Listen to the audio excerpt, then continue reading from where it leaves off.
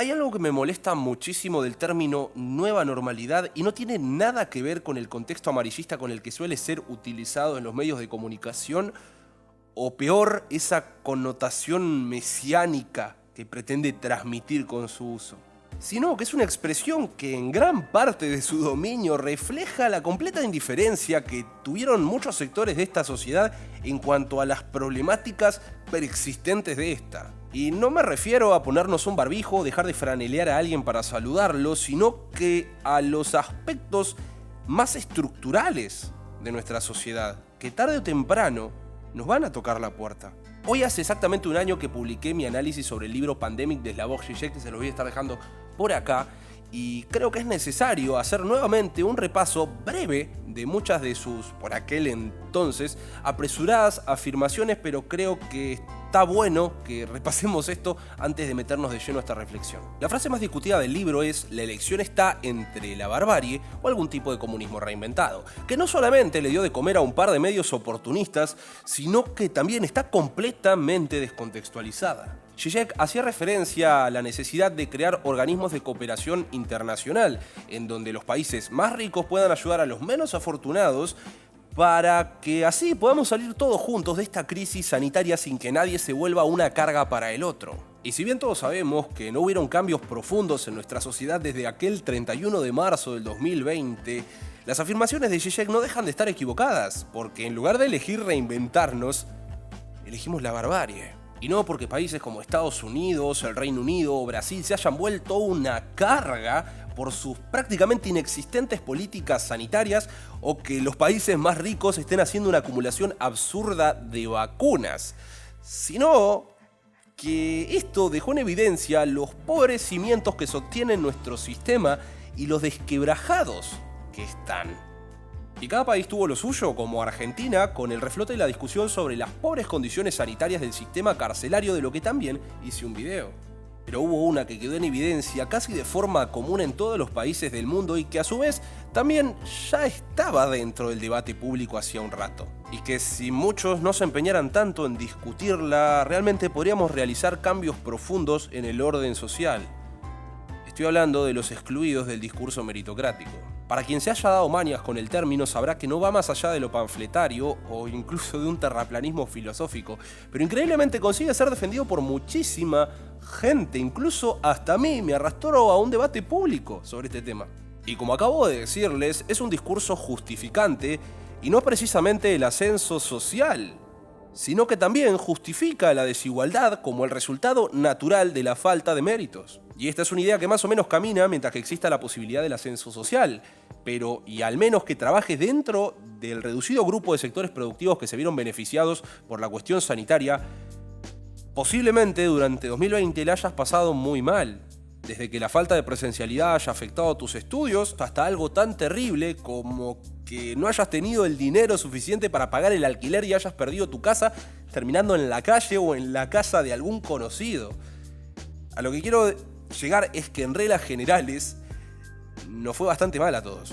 Y cuando a todos nos va mal, se hace cada vez más difícil justificar un discurso que niega nuestra condición y desdibuja todavía más un concepto tan abstracto como lo es el mérito, que es el pilar fundamental de la meritocracia. Idea que nos lleva de tiro y cada tanto nos da una palmadita en la espalda y nos dice: bien ahí, capo, te mereces todo lo que tenés, mientras que a su vez nos convence de que avancemos en línea recta sin mirar a los costados.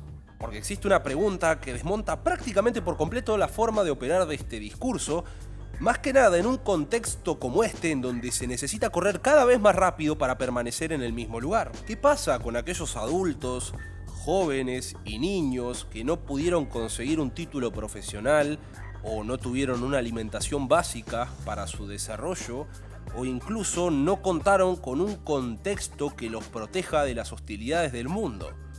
La pregunta es: ¿qué pasa con los excluidos del discurso meritocrático? ¿Ellos también están destinados a triunfar? ¿O también van a ser devorados por la máquina picacarne del sistema? Responder esta pregunta no solamente nos obliga a tener que sondear dentro de los problemas del discurso meritocrático, sino que también analizar la tendencia inflacionaria, educacionista y capacitista que promueve. Y hablando en criollo, para ser más directo, el problema no termina únicamente cuando vos tenés la necesidad y la posibilidad también de conseguir un posgrado para costear un estilo de vida que tu abuelo consiguió costear únicamente con un título de educación primaria o menos, sino que al día de hoy todavía existen personas que no tienen acceso a un título de educación primaria, mientras que vos sí podés acceder a un posgrado. Y en ese afán educacionista, ignorás que la brecha es cada vez más grande, lo que hace a los excluidos del discurso meritocrático ser cada vez más marginalizados. Esta forma de medir el valor configura los términos del reconocimiento social, elevando el prestigio de aquellas personas que tienen altas credenciales académicas y laborales, mientras que en consecuencia marginaliza a aquellas personas que no tienen acceso a estas, volviendo a la condición del marginado algo cada vez más distante del resto de la sociedad. Es básicamente perpetuar las consecuencias de la desigualdad y la pobreza tras generaciones, generaciones, generaciones y generaciones. Y entiendo perfectamente que todos nos querramos atender con el médico con mayor reconocimiento de todos, pero ¿qué pasa con el resto de los campos que no funcionan de esta forma? Como ya dije en otras ocasiones, nunca podemos hablar de mérito sin incluir a esta discusión la necesidad de la correcta igualdad de oportunidades, porque si no, este mérito nunca termina de ser 100% legítimo a pesar del mucho empeño que le hayas puesto. Pero conseguir esto no es un objetivo sencillo. Hasta me atrevería a decir que es algo casi imposible, porque para alcanzar una condición de igualdad más o menos real es necesario llevar adelante reformas radicales que nuestras democracias liberales son incapaces de legislar. Como por ejemplo la abolición de la familia, o por lo menos compensar las desigualdades como para que este no sea un factor determinante, ya que esta es la principal fuente del traspaso de desigualdad y privilegios. Es la definición misma del nepotismo. Tampoco quiero decir que el discurso meritocrático no tenga puntos positivos.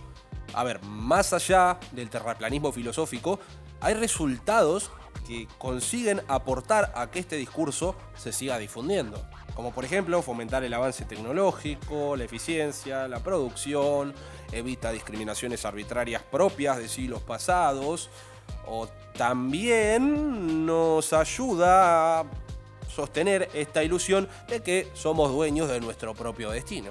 Porque, y aunque nos duela, esto no es una blockchain en donde el mérito está respaldado por una prueba de trabajo, sino que en realidad está atado a factores completamente arbitrarios y se vuelve necesariamente resultadista. Porque el valor del mérito no es el resultado directo del esfuerzo del trabajo, sino que depende de muchos otros factores, como si es popular, si es exitoso, si vende mucho. Y acá es donde se pone en discusión uno de los aspectos esenciales de este discurso y por lo cual se vuelve un sinsentido el hablar de méritos. Porque nuestra razón de existir en esta sociedad parte de una premisa bastante sencilla, que es lo que nosotros podemos aportarle a este mundo. Y obviamente sé que es la productividad porque es la vara con la cual medimos la racionalidad de las sociedades modernas. Primero, ¿existe una competencia legítima si entendemos que hay un sector de la sociedad que desde el principio va a ser excluido? Y segundo, ¿hasta dónde vamos a llegar con este afán inflacionario del capacitismo antes de que este colapse ante el peso de los excluidos? Existe una necesidad latente de detenernos a cuestionar la relación del sistema con estas personas carentes de especialización y capacidades consecuentes que a cada día que pasa más excluidas son del discurso meritocrático.